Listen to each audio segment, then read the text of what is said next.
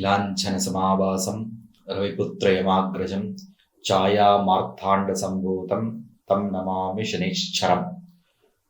ನಮ್ಮ ಪ್ರತ್ಯಂಗಿರ ಆಸ್ಟ್ರಾಲಜಿ ಮತ್ತು ವಾಸ್ತು ಚಾನಲ್ನ ವೀಕ್ಷಣೆಯನ್ನು ಮಾಡ್ತಾ ಇರ್ತಕ್ಕಂಥ ಎಲ್ಲ ಪ್ರಿಯ ಬಂಧುಗಳಿಗೆ ಮನಸ್ಫೂರ್ತಿಯಾಗಿ ಕೃತಜ್ಞತೆಯನ್ನು ತಿಳಿಸ್ಲಿಕ್ಕೆ ಇಷ್ಟವನ್ನು ಪಡ್ತೀನಿ. ನೇರವಾಗಿ ವಿಚಾರಕ್ಕೆ ಬಂದುಬಿಡೋಣ. 2026ರಲ್ಲಿ ಮೀನರಾಶಿಯವರಿಗೆ ಯಾವ ಕ್ಷೇತ್ರದಲ್ಲಿ ಯಶಸ್ಸಿದೆ, ಯಾವ ಕ್ಷೇತ್ರದಲ್ಲಿ ನಷ್ಟವನ್ನು ಅನುಭವಿಸ್ತಕ್ಕಂಥ ಸನ್ನಿವೇಶಗಳಿದ್ದಾವೆ, ಯಾವ ಒಂದು ಕಾಲಾವಧಿ ಮನೆ ತಗೊಳ್ಳಿಕ್ಕೆ ಸೂಕ್ತವಾದಂಥ ಕಾಲಾವಧಿಯಾಗಿರ್ತದೆ, ಯಾವ ಒಂದು ಕಾಲಾವಧಿ ವಿವಾಹ ಆಗಲಿಕ್ಕೆ ಸೂಕ್ತವಾದಂಥ ಕಾಲಾವಧಿಯಾಗಿರ್ತದೆ, ಯಾವ ಒಂದು ಕಾಲಾವಧಿ ಎಲ್ಲ ರೀತಿಯ ಶುಭವನ್ನ ಯಶಸ್ಸನ್ನ ಕೊಡ್ತಕ್ಕಂಥ ಸನ್ನಿವೇಶ ಆಗಿರ್ತದೆ. 2026 ಮೀನರಾಶಿಯವರಿಗೆ ಎಷ್ಟು ಪರ್ಸೆಂಟ್ ಶುಭ ಫಲ ಇದೆ, ಎಷ್ಟು ಪರ್ಸೆಂಟ್ ಅಶುಭ ಫಲ ಇದೆ, ಲಾಭ ಎಷ್ಟು ಪರ್ಸೆಂಟ್ ಇದೆ, ನಷ್ಟ ಎಷ್ಟು ಪರ್ಸೆಂಟ್ ಇದೆ, ಈ ಎಲ್ಲ ವಿಚಾರಗಳನ್ನ ಇವತ್ತಿನ ಸಂಚಿಕೆಯಲ್ಲಿ ನಾವು ತಿಳ್ಕೊಳ್ಳೋಣ. ನೋಡಿ, ವರ್ಷ ಭವಿಷ್ಯ ಅಂತಂದ್ರೆ ಅಲ್ಲಿ ಪ್ರಧಾನವಾಗಿ ಒಂದು ಶನಿ ಬಲವನ್ನ ತಗೋತೀವಿ, ಮತ್ತೊಂದು ಗುರುಬಲವನ್ನ ತಗೋತೀವಿ.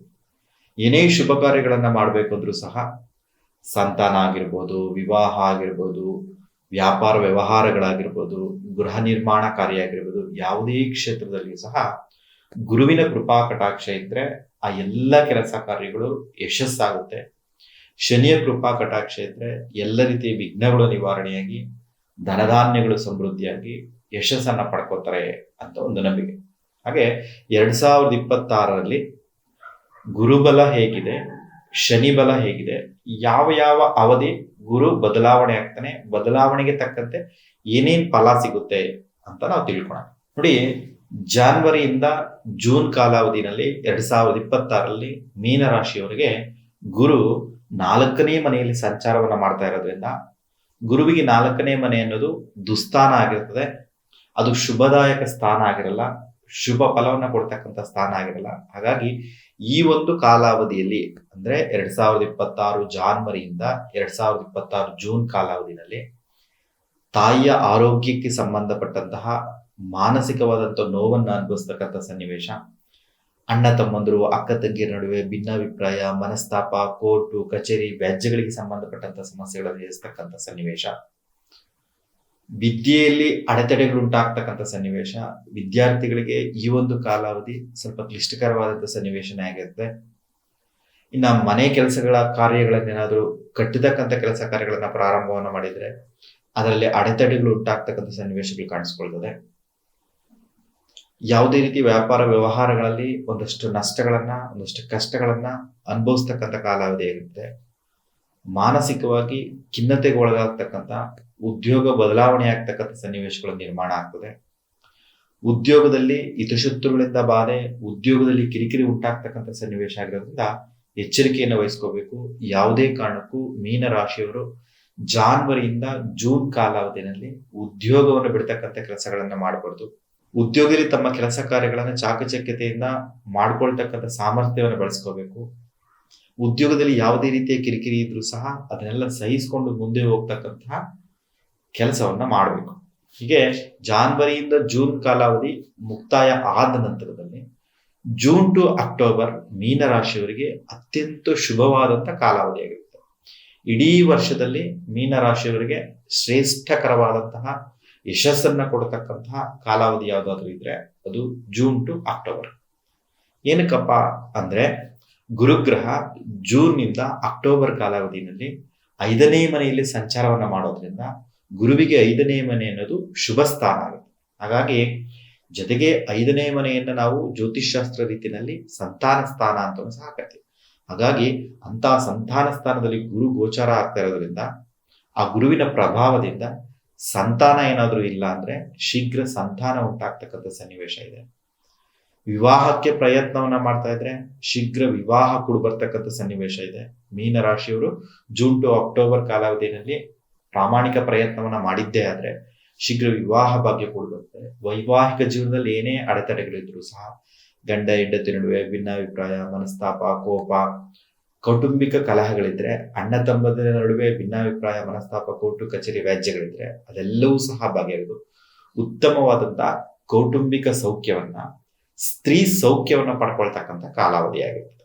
ಹಾಗಾಗಿ ಎಲ್ಲ ರೀತಿಯ ಯಶಸ್ಸನ್ನ ಪಡ್ಕೊಳ್ಳೋದ್ರ ಜೊತೆಗೆ ವಸ್ತು ವಾಹನಾದಿಗಳನ್ನ ತಗೊಳ್ತಕ್ಕಂಥ ಕಾಲಾವಧಿ, ಧನಧಾನ್ಯಗಳನ್ನ ತಗೊಳ್ತಕ್ಕಂಥ ಕಾಲಾವಧಿ, ಮಣಿ ವಸ್ತ್ರ ವಾಹನಾದಿಗಳನ್ನ ತಗೊಳ್ತಕ್ಕಂಥ ಕಾಲಾವಧಿ, ಉದ್ಯೋಗದಲ್ಲಿ ಪ್ರಮೋಷನ್ ತಗೊಳ್ತಕ್ಕಂಥ ಕಾಲಾವಧಿಯಾಗಿರ್ತದೆ. ಹಾಗಾಗಿ ಎಲ್ಲ ಕ್ಷೇತ್ರದಲ್ಲೂ ಯಶಸ್ಸನ್ನ ಪಡ್ಕೊಳ್ಳೋದ್ರ ಜೊತೆಗೆ ಯಾವುದೇ ರೀತಿಯ ಸಾಲ ಸೂಲ ಬಾಧೆಗಳೇನಾದ್ರೂ ಇದ್ರೆ ಅಂತ ಸಾಲ ಸೂಲ ಬಾಧೆಗಳಿಂದನೂ ಸಹ ಹೊರಗಡೆ ಬರ್ಲಿಕ್ಕೆ ಗುರುಕೃಪೆ ಇರೋದ್ರಿಂದ ತಾವು ಪ್ರಾಮಾಣಿಕ ಪ್ರಯತ್ನ ಮಾಡಿದ್ದೆ ಒಂದಷ್ಟು ಸಾಲದ ಸಮಸ್ಯೆಗಳು ಸಹ ನಿವಾರಣೆ ಆಗ್ತಕ್ಕಂಥ ಸನ್ನಿವೇಶ. ಇನ್ನೇನಾದ್ರೂ ಕೋರ್ಟು ಕಚೇರಿ ವ್ಯಾಜ್ಯದ ಸಮಸ್ಯೆಗಳು, ಪೊಲೀಸ್ ಕೇಸಸ್, ಭೂಮಿಗೆ ಸಂಬಂಧಪಟ್ಟಂತ ಸಮಸ್ಯೆಗಳಿದ್ರೆ ಅದು ಸಹ ಬಗೆಹರಿಸ್ಕೊಳ್ತಕ್ಕಂಥ ಕಾಲಾವಧಿಯಾಗಿರುತ್ತೆ. ಆ ಕಡೆ ಗಮನವನ್ನ ಕೊಡಬೇಕು. ವಿಶೇಷವಾಗಿ ಸಂತಾನ, ವಿವಾಹ, ವಿದ್ಯೆ, ಉದ್ಯೋಗ ಈ ಕ್ಷೇತ್ರದಲ್ಲಂತೂ 100% ಬದಲಾವಣೆ ಅನ್ನೋದು ಕಂಡೇ ಕಾಣುತ್ತೆ.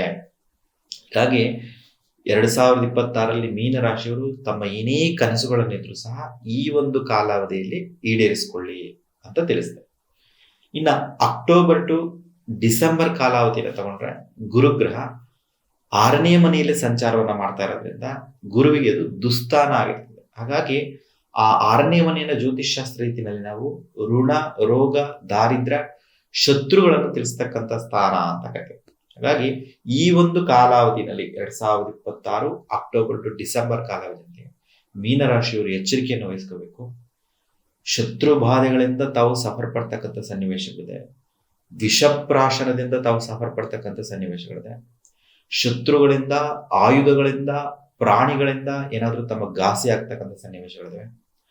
ಅಪಘಾತಗಳು, ಅವಘಡಗಳಿಂದ ತಾವು ಹಾಸ್ಪಿಟಲ್ ಪಾಲಾಗ್ತಕ್ಕಂಥ ಸನ್ನಿವೇಶಗಳಿದಾವೆ.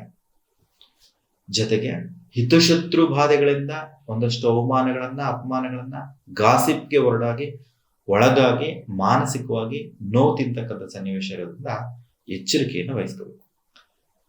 ಇನ್ನ ಸಾಡೆ ಸಾತಿ ಬೇರೆ ನಡೀತಾ ಇರೋದ್ರಿಂದ ಶನೇಶ್ವರ ಲಗ್ನ ಸ್ಥಾನದಲ್ಲಿ ಸಂಚಾರವನ್ನು ಮಾಡ್ತಾ ಇರೋದ್ರಿಂದ ತಲೆಗೆ ಸಂಬಂಧಪಟ್ಟಂತೆ, ಗಂಟಲಿಗೆ ಸಂಬಂಧಪಟ್ಟಂತೆ, ಮೊಣಕಾಲು, ಮೊಣಕೈ, ಅಂಗೈ, ಪಾದ, ಉಗುರುಗಳಿಗೆ ಸಂಬಂಧಪಟ್ಟಂತ ಒಂದಷ್ಟು ಅನಾರೋಗ್ಯ ಸಮಸ್ಯೆಗಳಿಂದ ಸಫರ್ ಪಟ್ಟು ಹಾಸ್ಪಿಟಲ್ ಪಾಲಾಗ್ತಕ್ಕಂಥ ಸನ್ನಿವೇಶ ಇರೋದ್ರಿಂದ ಎಚ್ಚರಿಕೆಯನ್ನು ವಹಿಸ್ಕೋಬೇಕು. ಆರೋಗ್ಯದ ಕಡೆ ಗಮನವನ್ನು ಕೊಡಬೇಕು. ವಿಶೇಷವಾಗಿ ಕಾಲು, ಹೊಟ್ಟೆ, ಬೆನ್ನು, ಗಂಟಲಿನ ಭಾಗದ ಆರೋಗ್ಯದ ಕಡೆ ಗಮನವನ್ನು ಕೊಡಬೇಕು. ಜೊತೆಗೆ ಈ ಒಂದು ಕಾಲಾವಧಿನಲ್ಲಿ ಯಾವುದೇ ಕಾರಣಕ್ಕೂ ಸಹ ಉದ್ಯೋಗವನ್ನು ಬದಲಾಯಿಸ್ತಕ್ಕಂಥ ಕೆಲಸ ಕಾರ್ಯಗಳನ್ನು ಮಾಡಬಾರ್ದು. ಹೊಸ ಉದ್ಯೋಗಕ್ಕೆ, ಹೊಸ ವ್ಯವಹಾರಗಳಿಗೆ ಕೈ ಹಾಕ್ತಕ್ಕಂಥ ಕೆಲಸ ಕಾರ್ಯಗಳನ್ನು ಮಾಡಬಾರ್ದು. ವ್ಯಾಪಾರ ಕ್ಷೇತ್ರದಲ್ಲಿದ್ರೆ, ರಿಯಲ್ ಎಸ್ಟೇಟ್ ಕ್ಷೇತ್ರದಲ್ಲಿದ್ರೆ ಹೊಸದಾಗಿ ಇನ್ವೆಸ್ಟ್ಮೆಂಟ್ ಮಾಡೋದನ್ನ ತಡಿಬೇಕು. ಇದಾದ ನಂತರದಲ್ಲಿ ಉತ್ತಮ ಕಾಲಾವಧಿ ಇರೋದ್ರಿಂದ ಈ ಒಂದು ಕಾಲಾವಧಿಯಲ್ಲಿ ಎಚ್ಚರಿಕೆಯನ್ನು ವಹಿಸ್ಕೊಳ್ಳಿ. ಹಣಕಾಸಿಗೆ ಸಂಬಂಧಪಟ್ಟಂತೆ, ಆರೋಗ್ಯಕ್ಕೆ ಸಂಬಂಧಪಟ್ಟಂತೆ, ಶತ್ರುಗಳಿಗೆ ಸಂಬಂಧಪಟ್ಟಂತೆ ಈ ಒಂದು ಕಾಲಾವಧಿಯಲ್ಲಿ ಎಚ್ಚರಿಕೆಯನ್ನು ವಹಿಸಿಕೊಂಡಿದ್ದೇ ಆದ್ರೆ ಒಂದಷ್ಟು ಯಶಸ್ಸನ್ನು ಸಹ ಕಾಣ್ತಕ್ಕಂಥ ಸನ್ನಿವೇಶ ಇದೆ. ಒಟ್ಟಾರೆಯಾಗಿ ನಾವು ನೋಡೋದಾದ್ರೆ ಮೀನರಾಶಿಯವರಿಗೆ 2026 ಅನ್ನೋದು 40% ಶುಭ ಫಲವನ್ನ, 60% ಅಶುಭ ಫಲವನ್ನ ಕಾಣ್ತಕ್ಕಂಥ ಸನ್ನಿವೇಶ.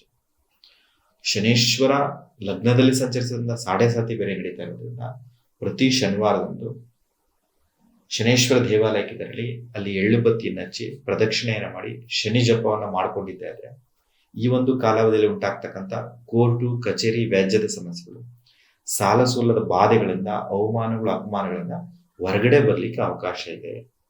ಇನ್ನ ಪ್ರತಿ 6 ತಿಂಗಳಿಗೊಮ್ಮೆ ಮಂತ್ರಾಲಯವನ್ನು ದರ್ಶನವನ್ನು ಮಾಡ್ಕೊಳ್ಳೋದ್ರಿಂದ ಪ್ರತಿ ಗುರುವಾರ ದೇವಾಲಯಕ್ಕೆ ತೆರಳಿ ಅಲ್ಲಿ ಪ್ರಾರ್ಥನೆಯನ್ನ ಮಾಡಿದ್ದೆ ಆದ್ರೆ ಒಂದಷ್ಟು ಕಷ್ಟಗಳು, ನಷ್ಟಗಳು, ಅವಮಾನಗಳು ಕಡಿಮೆ ಆಗ್ತಕ್ಕಂಥ ಸನ್ನಿವೇಶ ಇರೋದ್ರಿಂದ ಮೀನರಾಶಿಯವರು 2026 ತುಂಬಾ ಎಚ್ಚರಿಕೆಯಿಂದ ಹೆಜ್ಜೆಗಳನ್ನು ಇಡಬೇಕು. ಯಾವುದೇ ರೀತಿಯ ಹಣಕಾಸಿನ ಆರೋಗ್ಯ ಸಮಸ್ಯೆಗಳಿಗೆ ಒಳಗಾಗಿ ದೊಡ್ಡ ಮಟ್ಟದಲ್ಲಿ ಸಫರ್ ಪಡ್ತಕ್ಕಂಥ ಸನ್ನಿವೇಶ ಇರೋದ್ರಿಂದ ಆ ಕಡೆ ಗಮನವನ್ನು ಕೊಡಿ ಅಂತ ಹೇಳ್ತಾ ನನ್ನ ಮಾತನ್ನ ಮುಗಿಸ್ತಾ ಇದ್ದೀನಿ. ನಮ್ಮ ಚಾನಲ್ನ ಸಬ್ಸ್ಕ್ರೈಬ್ ಮಾಡಿ, ಲೈಕ್ ಮಾಡಿ, ತಮ್ಮ ವಿಚಾರಧಾರೆಗಳನ್ನ ಕಮೆಂಟ್ನ ಮೂಲಕ ತಿಳಿಸಿ ಅಂತ ಹೇಳ್ತಾ ನನ್ನ ಮಾತನ್ನು ಮುಗಿಸ್ತಾ ಇದ್ದೀನಿ. ಇಷ್ಟೊತ್ತರೆಗೂ ನಮ್ಮ ಚಾನಲ್ನ ವೀಕ್ಷಣೆ ಮಾಡ್ತಕ್ಕಂಥ ಪ್ರತಿಯೊಬ್ಬರಿಗೂ ಸಹ ಮನಸ್ಫೂರ್ತಿಯಾಗಿ ಕೃತಜ್ಞತೆಯನ್ನು ತಿಳಿಸ್ತೀನಿ. ಧನ್ಯವಾದಗಳು.